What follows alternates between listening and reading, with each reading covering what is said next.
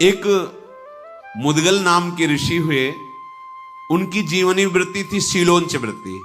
शील, जब किसान अपना अन्न उठा लेता है, कोई अधिकार नहीं रहता, फिर उसके खेत से दाने चुगना। बाजार से अन्न उठ गया है, बाजार हट गई, फिर वहां से दाने, उनसे उंच कहते, उसे एक शील कहते हैं। शील और उंच वृत्ति से वो एक बार संग्रह करते, एक द्रोण अन्न, और फिर अमावस्या के दिन, पूर्णिमा के दिन ऐसे अतिथि सत्कार करते, और जो बचता उससे प्राण पोषण करते। जब बहुत समय तक अपने धर्म का पालन किया जाता है तो उसका फल प्रकाशित होने के पहले उस धर्म की निष्ठा देखी जाती है। तो दुर्वासा जी महाराज पधारे, जब वो प्रसाद पाने के लिए तैयारी थे तो आगे बहुत भूखा हूं, सब पा गए। जो गिरा भी था जूठन, उसको लेके अपने शरीर में लगा लिए, फिर 15 दिन बाद फिर आ गए, 6 बार ऐसे। अब सोचो इतने दिन कोई भूखा कैसे रह सकता है, पर निष्ठा, स्वयं भूखे और परिवार भूखा। पहले हम सब ऋषियों के ही संतान हैं, पहले ऋषि जन वनवास भी करते थे, अपनी पत्नी पुत्र आदि, तो हम सब जितने भी हैं सब ऋषियों के ही संतान हैं। अब जब दुर्वासा जी ने देखा कि इनके चेहरे पर कोई गुस्सा नहीं, कोई प्रतिकूलता नहीं, और इतने दिन भूखे हो गए इनको, 90 दिन भूखे रहना कोई छोटी मोटी बात है? 90 घंटे भूखे रह के देखो कैसा लगता है, चिड़चिड़ाहट पैदा हो जाएगी। 90 दिन भूखे हैं और महात्मा हर बार आके पा जाता है और कुछ बोलता नहीं। तब उन्होंने कहा तुमने जीत लिया, उत्तम लोगों को जीत लिया। ऐसा दुर्वासा जी कह रहे थे कि एक दिव्य विमान उतरा जिसमें हंस जुते हुए थे, और एक बहुत ही तेजोमय महापुरुष, वो देवदूत बोले, ब्रह्मर्षि ये विमान आपको अपने इस कर्म से प्राप्त हुआ है, आइए इस पर बैठिए और जिस लोक में चाहिए उस लोक के सुख का भोग भोगिए। कोई भी निष्ठा परिपक्व होने के पहले उसमें प्रश्न आता है, जैसे क्लास पास करते हैं, वही 5 से 6 में जाना है, 6 से 7 में तो होती है ना। तो बोले परीक्षा क्यों लेते हैं, परीक्षा नहीं होगी तो अगली भूमिका में कैसे जाओगे? तो भगवान तो सर्वज्ञ, सर्वज्ञ तो टीचर भी है जो जिस क्लास का अध्ययन कराता है, पर वो देखता है तुमने जो अध्ययन किया है उसमें तुम कितने प्रवीण हो, आगे बढ़ो, नहीं तो फिर उसी क्लास में रहो और परिपक्वता करो, फिर आगे बढ़ो। ये सिस्टम ऐसे थोड़ी भगवान को कोसना कि परीक्षा क्यों लेते, नहीं, बिना परीक्षा भूमिका में कैसे पहुंचोगे, वो ऐसा है। और जहां परीक्षा नहीं ली जाती वहां धोखा ही प्राप्त होता है। मान लो डॉक्टर है और उसने परीक्षा दी नहीं, मतलब वास्तविक उसने पढ़ाई की नहीं, और किसी भी तरह से डॉक्टर बन गया, और उसको सही माने में ज्ञान है नहीं कि अब इसको कौन सा इंजेक्शन लगा तो मरी जाएगा मरीज। इससे अच्छी तरह वो अपनी डॉक्टरी पढ़े, फिर अपनी योग्यता से पास हो तो लाखों को सुख प्रदान करेगा। ऐसे हर क्षेत्र में है, अच्छी तरह से आप साधना कीजिए, फिर भूमिका में तो लाखों का उद्धार कर देंगे। ऐसे नहीं कि मनमानी आचरणों को करें हम योग्यता प्राप्त कर ले। कई सिद्धांत लोक में नहीं तो फिर परलोक वाला कैसे हो जाए? आ गया ना विमान, कोई गुस्सा नहीं, कोई परेशानी नहीं। इतना ऋषि ने उनको भूखा रखा, पर ऐसे नहीं कहा कि हर बार आ जाते हो तुम, इतना तो आ ही सकता है ना, हमारा परिवार है, तुम्हें शर्म नहीं आती? हम श्रद्धा पे श्रद्धा करते चले जा रहे, आप हमें मारने पे तुले, एक भी शब्द नहीं, कोई परेशानी नहीं। उसी समय विमान आ गया। देवदूत ने जब कहा ये विराजिए और चलिए जिस लोक का सुख चाहिए उसको भोग लीजिए, तो उनका देवदूत, मैं सुनना चाहता हूं कि जिस लोक में तुम हमें ले जाना चाहते हो वहां कौन कौन से गुण हैं और उनका क्या दोष होता है, वहां दोष क्या है। जब मैं ऐसा जानूं तब जो है उस लोक में जाने की इच्छा करूंगा। अगर कोई संत पुरुष चल रहा हो उसके पीछे 7 पग चल दे तो उसका बड़ा पुण्य बन जाता है। जैसे कोई महात्मा जा रहा है, आप उनके पीछे पीछे 7 पग चले जा रहे तो बड़ा पुण्य बन गया, क्योंकि 7 पग उनके साथ चले। तो जीवन में जब आपका शरीर छूटेगा तो 7 पग महात्मा का साथ दिया है, अरे बड़े सुकृत का कार्य है। तो तुम मुझे ये उत्तर दीजिए, जब मैं समझूंगा कि ऊपर के लोकों में मुझे क्या प्राप्त होगा फिर मैं जाऊंगा, अन्यथा ऐसे नहीं। तो देवदूत बोला, महर्षि तुम्हारी बुद्धि तो बड़ी उत्तम और सावधान है, सावधानी, चलो ये भोगो। तो क्या है ये, इसका हमें प्रमाण दीजिए। ऐसे नहीं कि आया बैठ के विमान पे चल दे। उत्तम बुद्धि वही कि जहां ले जाना चाहते हो पहले मुझे परिचय बताइए। ये हम तुमसे नहीं पूछा जाएगा, ये उनसे पूछा जाता है हाँ कि कहां चलना चाहते हो। मार मार के यम के दूत वो पूछेंगे थोड़ी तुमसे। ये तो पावरफुल महात्माओं की बात है जो भजन तपस्या निष्ठा। हमारे पास मेरी महारानी श्री राधा रानी, हम पूछे ही कोई नहीं आएगा, न विमान आएगा न पूछने आएगा। यहाँ अपने घर में ही है, बस घर में ही अंदर प्रवेश पा जाना है। तो मुने जिसे महासुख स्वरूप कहते हैं स्वर्ग लोक, यहां से बहुत ऊपर की है और है। उसमें केवल सिद्ध पुरुष ही जा सकता है या कोई देवता, उसे ऊर्ध्वक कहते हैं। वहां जाने के लिए जो मार्ग है बड़ा ही उत्तम है, सुखद है और दिव्य विमानों के द्वारा जाया जाता है, भौतिक विमानों का प्रवेश नहीं है। जिन्होंने घोर तपस्या नहीं की, बड़ी बड़ी यज्ञ नहीं की, उनका कभी वहां प्रवेश नहीं होता। असत्यवादी, नास्तिक, व्यभिचारी ये कभी नहीं जा सकते। जो धर्मात्मा है, सदैव मन को वश में रखा है, शाम दम, किसी से ईर्ष्या नहीं की, जो दान देता रहता है, जो युद्ध कला में प्रवीण है, इंद्रियों को संयम में रखता है और सत्पुरुषों की सेवा करता है, ऐसे पुण्यवानों को इन लोकों में ले जाया जाता है। हे मुद्गल ऋषि, वहां 33,000 सुवर्ण में विमान, दिव्य विमान, मार्ग में ही चलने पर वहां से मेरुगिरी का शिखर दिखाई देता है। इतना बड़ा मेरुगिरी है, शिखर दिखाई देता है। ऐसे देवताओं के नंदन वन है कि उन्माद चढ़ जाए सुख का। जो देववन है स्वर्ग में, जिनके लता फूल उन्माद चढ़ जाए, और निकुंज का जो तो कोटि कल्प तरुणा है, हमारी जहां श्री जी विचरण करती है, विहरण करते हैं। अरे सौभाग्य उदय हो गया, बढ़ो आगे। स्वर्ग में किसी को कभी भूख प्यास नहीं लगती, कभी किसी को ग्लानि नहीं होती स्वर्ग में, कभी गर्मी नहीं लगती, कभी ठंडी नहीं लगती, किसी को कोई भय नहीं होता। मन में सोचा वही भोग मिल जाएगा, सब उपस्थित। वहां मलमूत्र नहीं बनते स्वर्ग में। और देवताओं को भी दुर्लभ बताया गया यह देह, मानो देह, केवल भजन के लिए, केवल भजन के लिए। भजन नहीं किया तो देख लो कौन सा देह है, क्या है। वहां भूख प्यास नहीं, मलमूत्र नहीं, ठंडी गर्मी नहीं, कोई वस्तु ऐसी नहीं जो वहां देखने योग्य ना हो। मनोरम ही मनोरम, सुगंध ही सुगंध, हर वस्तु सुखदायक स्पर्श, कानों को लुभाने वाले संगीत अपने आप बजते रहते हैं। वहां शोक नहीं है, बुढ़ापा नहीं है, झुर्रियां नहीं पड़ती, थकावट नहीं होता, कोई वहां रोते नजर नहीं आता, सुख ही सुख बरस रहा है। स्वर्ग लोक में ऐसा सुख है जो सत्कर्म करते हैं उन्हीं को केवल प्राप्त हो सकता है, पुण्यवानों को वो लोक प्राप्त होता है। स्वर्गवासियों के शरीर तेज की प्रधानता से, जैसे अपने पंचभूतों से बना है तो उनका पंचभूतों से, उसमें तेज की प्रधानता होती है, तभी वो अंतर ध्यान हो जाना, प्रकट हो जाना। जैसे योगी जन ऐसा कर सकते हैं, जो योग के द्वारा शरीर भाव से ऊपर उठ चुके हैं, वो एक ही समय में कई जगह दिखाई दे सकते हैं, वो बड़ी दूर की बात सुन सकते हैं, वो पहाड़ में भी प्रवेश कर सकते हैं, बड़ी अद्भुत, क्योंकि वो तेजस तत्व प्रकाशित हो जाता है। वो माता पिता के रजवीर से पैदा नहीं होते, वहां का जो शरीर है वो रजवीर से बना हुआ नहीं है। कभी वहां के लोक में पसीना नहीं आता किसी को, दुर्गंध तो वहां नाम मात्र की कहीं पूरे लोक में नहीं है।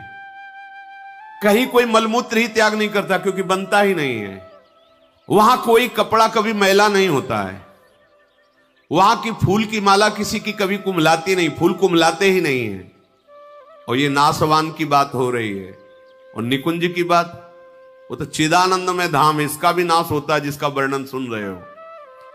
तभी तो जब ये सब सुना जाता है तो बस यही लगता है यही मिले चल के, अप्सराएं मिलेंगी, विमान मिलेगा, सुखी हो जाए। कितने मिनट, जैसे आप यहाँ के किसी बहुत हाई फाई होटल में जाएं, बुक करवाएं कमरा, तो व्यवस्था है, धन दीजिए, और जब धन खत्म हुआ तो एक रोटी भी नहीं मिलेगी, धक्का मार के बाहर निकाल दिए जाओ। बिल्कुल ठीक ऐसे स्वर्ग है, तुम्हारा पुण्य है, ये सब है, जहां पुण्य खत्म हुआ तो धक्का मार के नीचे फेंक दिए जाओगे। वहां निरंतर सुख ही सुख है, मनोरम ही मनोरम है। सब विमानों पे बैठे हर्षित हुए, नाचते गाते, विभिन्न प्रकार के भोग भोगते। यही सुन के तो सब लुभायमान हो जाते हैं। जो स्वर्ग पर पहुंच जाते हैं वो बड़ा सुख में जीवन व्यतीत करते हैं। वहां कभी थकावट नहीं होती, वहां भोग के बाद भी थकावट नहीं है, नया उत्साह, नया बल, ऐसी। वहां मात्सर्य नहीं है। देवताओं के लोकों के ऊपर और भी लोक है जो इनसे भी दिव्य हैं। इन सब के ऊपर ब्रह्मा जी का लोक है जो महातेज से युक्त है। वहां पवित्र ऋषि मुनियों का प्रवेश होता है। वहां पुण्य दान पुण्य करने वालों, वहां तो ऋषि मुनियों का प्रवेश होता है। बड़े ऋभु नाम के देवता वहां विराजमान रहते हैं, जिनकी आराधना स्वर्ग में विराजमान देवता भी करते हैं। वो देवताओं को जैसे जीवन आहुतियों से चलता है, ऐसे उनका नहीं चलता। वो केवल अमृत पान करके, वहां कोई स्वाहा की जरूरत, वो अमृत से युक्त रहते हैं। ब्रह्मलोक में जो रहते हैं उनके सुख की लालसा देवलोक के भी करते हैं। ऐसा सुख ब्रह्मलोक में है। वहां परिवर्तन नहीं होता, एक शरीर रहता है, जैसे एक स्थिति रहती है। ब्रह्मलोक में जरा मृत्यु का अभाव रहता है। ब्रह्मलोक में ऐसा नहीं कि जन्म हुआ मरण हुआ, ऐसा नहीं। वहां हर्ष शोक नहीं रहता, वहां सुख ही सुख रहता है, कोई विकार नहीं रहता ब्रह्मलोक में। न राग, न द्वेष, न दुख, न द्वंद्व। एक तरह से यह समझ लो कि परम गति को छोड़कर और सब कुछ वहां है ब्रह्मलोक में। ऐसा सुख है जो तुम सोच भी नहीं सकते। मुद्गल सिंह का हो गया, आपने बता दिया गुण। अब जरा दोष बताइए, क्या दोष है? तो दोष भी सुन लीजिए महर्षि। आपने जो सत्कर्म किया है बस उतना ही भोग आप भोग सकते हैं। इसके बाद तत्काल वहां से हटा दिए जाएंगे आप, कि भाई 1 महीने से रह रहे हैं होटल में, इतना पैसा दिया है, अब आज की रात्रि तो काट लेने दो, तो फुटपाथ में काटना पड़ेगा। पैसा है तो और रुक जाइए, नहीं है तो नहीं। पुण्य है तो है। इसके बाद जो तुम्हें प्यार कर रहे थे, दुलार कर रहे थे, विमान मिला था, यश गान मिला, सब धूल दूसरे धक्का मार के बाहर कर दिए जाओगे स्वर्ग से, फिर नीचे गिरोगे आके। अच्छा, वहां कोई तुम पुण्य या नया कर्म कर नहीं सकते। जो पुण्य करके गए उतने केवल भोग मिलेगा। पुण्य गंवाने पर वहां से बहुत ही क्लेशित होकर हटाया जाता। क्यों भाई? जो अप्सरा जो सब भोग रहे थे तत्काल सब हट गए। अब वो उसमें आसक्त है, उसे धक्का मार के बाहर किया जा रहा है। कितना दुख है। स्वर्ग में सबसे बड़ा दोष मुझे ये जान पड़ता है कि जहां पुण्य खत्म हुआ तो उसका बहुत बुरी तरह पतन होता है। यही बुरी तरह पतन, कि एक बढ़िया सुख साम्राज्य और 1 मिनट में सबसे रहित खत्म तुम्हारे पुण्य। जिन भोगों में लगा हुआ था, जिनको अपना मान रहा था, उनसे धक्का मार के दूर करके भगा दिया जाता है। स्वर्ग में जो लोग नीचे की तरफ गिरते हैं वो भारी जलन असंतोष से युक्त हो जाते हैं, क्योंकि वो सब सुख छिन गया। उसका मैं कैसे वर्णन करूं? जिस समय गिराया जाता है उसको दुख मिलता है। गिरते समय इतना भयानक दुख होता है, उसकी चेतना लुप्त हो जाती है, रजोगुण का आक्रमण होता है, बुद्धि बिगड़ जाती है, और उसके गले में पड़ी हुई जो माला पुष्प की है वो कुम्हला जाती है, टूट जाती है। वहां जिसकी माला कुम्हलाने लगे, धक्का देने का अवसर आ गया, समझ लिया जाए इसके सुकृत खत्म। वहां की पहचान है। उसके पास पुष्प जो विराजमान पुष्प मालाएं कुम्हलाने लगी, बस होश खराब हो गया, भगाए जाएंगे, अब यहां से हटाए जाएंगे, सब हटेगा। पतन की सूचना, माला कुम्हला जाना। अब उसके हृदय में भारी दुख, भारी भय समा जाता है, ये सब छूट जाएगा। जितने भी ब्रह्मलोक पर्यंत लोक हैं उन सब में दोष देखे जाते हैं। स्वर्ग लोक में तो रहने वालों के शास्त्रों दोष हो सकते हैं, अगर वर्णन करें तो। वो कह रहे हैं अब तुमसे बगल में बड़ा विमान वाला जा रहा है, बड़ी सुंदर अप्सरा है, बड़ा भोग है, अपने में संतुष्ट नहीं, वो जल रहा है कि यार इसके तो बहुत है, और थोड़ी ही दिनों में पुण्य खत्म हुआ तो वो भी जा, तो वो भी छीन लिया गया। त्रिशंकु उल्टा लटके आज भी। वहां से भ्रष्ट हुए जीवों में जो दुख देखा जाता है, जो पतन के समय, फिर वो मनुष्य योनि में आता है। स्वर्ग से आया हुआ, नरक से गया हुआ, तिर्यक योनियों में। मनुष्य लोक में जब मानव शरीर मिलता है, वो चाहे तो अपनी बड़ी उन्नति कर सकता है। क्या इन सब लोगों को लांग करके भगवान के धाम को, पर यहां मत वाला उसको लोक परलोक की पड़ी, उसको अभी वर्तमान के भोग। ये माया है, एक एक क्षण तुम्हारा बड़ा कीमती है। देवता तरसते कि मुझे मनुष्य बना दिया जाए, तो ऐसा पुण्य करेंगे, ऐसा दान करेंगे, ऐसा भजन करेंगे, ऐसे आचरण करेंगे कि भगवान को रिझा लेंगे। और भगवान के लोक में जाने के बाद फिर आना नहीं होता। यद्गत्वा न निवर्तन्ते तद धाम परमम मम। एक ही जगह है जहां भगवान के धाम के जहां प्रवेश हुआ, फिर आना जाना मिट गया। नहीं, ब्रह्मलोक तक ये चलता रहता है आना जाना। मुद्गल ऋषि बोले कि तुमने जो गुण और दोष बताए मैं समझ गया। तुम कुछ ऐसा बता सकते हो जहां से आना न पड़े, जहां कोई लौकिक गुण ना हो, दोष ना हो, ऐसा बता सकते हो जहां से पतन ना हो। मुद्गल मुनि के इस प्रकार ऐसा कहने पर देवदूत ने कहा कि हे ऋषिवर, मेरी दृष्टि तो वहां तक नहीं पहुंच पा रही, क्योंकि मैं तो केवल इन लोकों का वर्ण, पर मैंने सुना है भगवान का एक धाम ऐसा है जहां जाने के बाद फिर लौटना नहीं होता, कोई दुख नहीं होता, पर वो मिलता है केवल भजन से।